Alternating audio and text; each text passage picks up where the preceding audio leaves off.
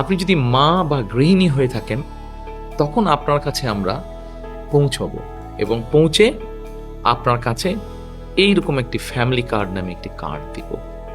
এই কার্ডটির মধ্যে আপনার নাম থাকবে, এই কার্ডটির মধ্যে একটি নাম্বার থাকবে, এই কার্ডটির মধ্যে মেয়াদ থাকবে এবং এই কার্ডটির মধ্যে স্ক্যানিং করার মতন একটা দাগ থাকবে অনেকগুলো।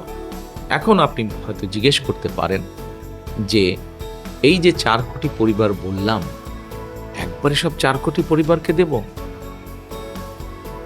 4 কোটি পরিবারকে হয়তো আমরা একবারে সব দিতে পারবো না। আমরা ধীরে ধীরে পরিবারগুলোর কাছে যাব, তবে আমাদের চেষ্টা থাকবে সকল পরিবারের কাছে পৌঁছানোর। এখন আসেন, এই ফ্যামিলি কার্ড তো দিলাম, কিন্তু লাভটা কি হলো তাহলে আপনার?